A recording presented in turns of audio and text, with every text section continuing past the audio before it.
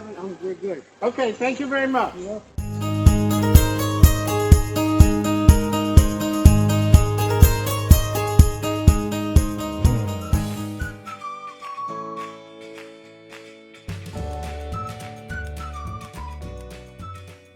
For those of you who have not seen my previous videos on this watch, I'll leave links at the end so you can easily find them. To quickly recap, this Tiffany branded Patek Philippe watch was passed down my family tree. It was given to my great uncle Lou by his mother back in 1923 when he was 38 years old. At some point, I assume once it was damaged, it was given to my father.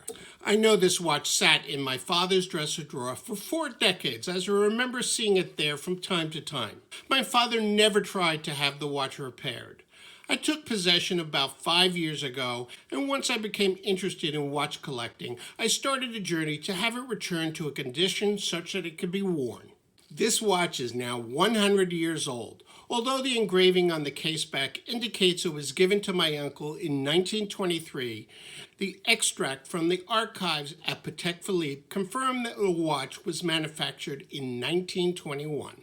Naturally, having such a historical and sentimental watch, I wanted to be able to wear it on special occasions. I had no intention of making this a daily wear watch. It's just too old and precious for that amount of use.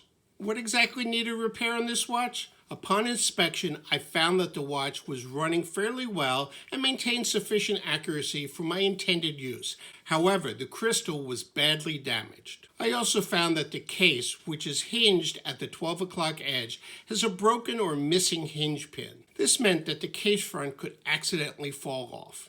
Although the dial was dirty and had some minor scratches, I did not want it restored in any way. I wanted to retain the aged appearance as appropriate for a 100-year-old watch. Since this watch was purchased at Tiffany & Company, I took it to their repair department for evaluation.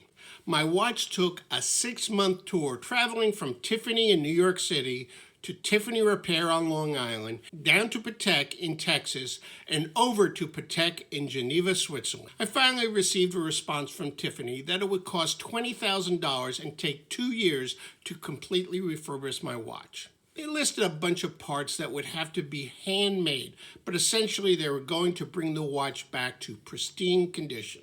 This was clearly not an option I wanted to consider, so I sent the watch to a Swiss-trained watchmaker in New York City who is well established and with good reputation. After inspecting the watch, he stated that he was unable to repair the watch since Patek would not supply any parts to independent watchmakers. When I picked up the watch at his office in Midtown, I decided to visit the Patek office in Rockefeller Center to see if they could provide additional insight as to why the cost estimate out of Geneva was so high.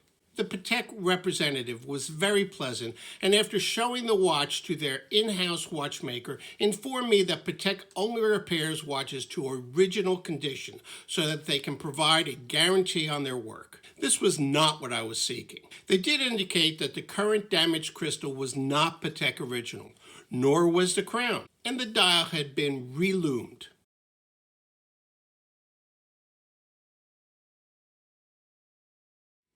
After several months of indecision, I decided to try some other good watchmakers who could perform the repairs I desired. The Tudor AD who sold me my Black Bay 58 had shown me the watch he was wearing, which was from the RGM Watch Company.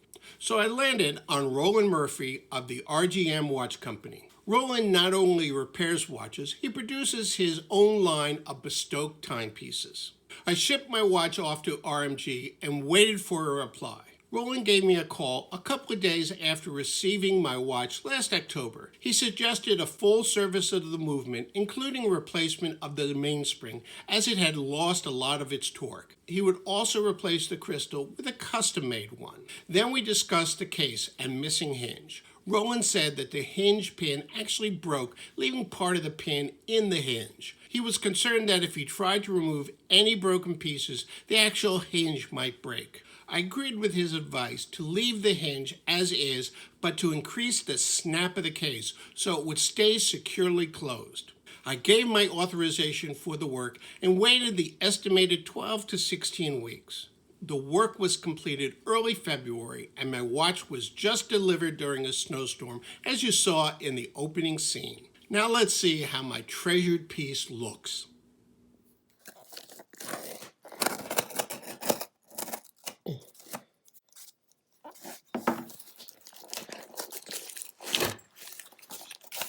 What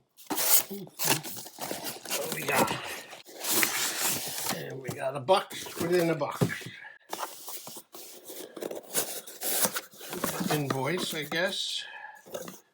Ooh, cool packaging. Very interesting. Let's keep that. I can always use that. Take off this.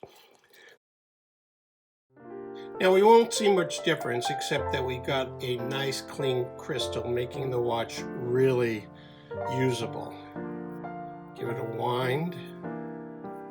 Of course, it doesn't have a second hand, so you won't see that. But the new crystal really lets the dial stand out, and we can see all the detail. I like that we didn't clean up the dial in any way. It's still got some old, I don't even know if that's dirt or rust or whatever, the hands, but it really has that nice aged, even patinaed look to it. Really looks nice. Of course, the back hasn't changed. We still have the engraving that my great Uncle Lou was given by his mother 100 years ago. Well, as I said, the watch was made 100 years ago, but it was purchased 2 years after being made. Let's try it on.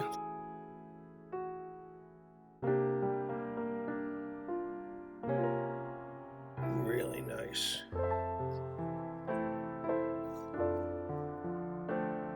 Of course, I don't have a long sleeve on or a jacket where this watch would really stand out and shine. Let's try that, see how it looks as I would be wearing it on those special occasions.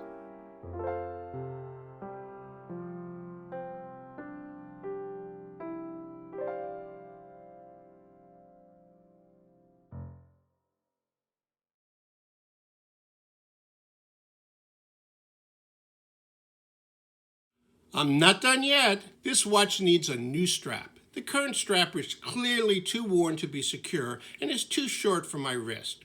I checked out a couple of Paris leather good makers, and I'm in the process of requesting input on a replacement strap. It was eye-opening to discover all of the detail options one can select when having a strap created. It's more than material and color. There is strap size, stitching, color and style, shape of the strap tip, and even the fit at the lugs.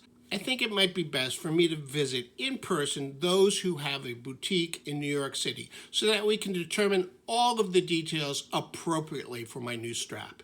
I'm fairly sure I want a calfskin strap like the current one. I'm also thinking dark brown is an appropriate color. But what do you think? Would black be better since I'd probably be wearing this watch with a black or gray suit? Let me know your thoughts in the comments below. Thanks for watching and following me on this long journey. If you want to see my earlier episodes on this watch, here are the links as I promised. And I'll see you in my next video.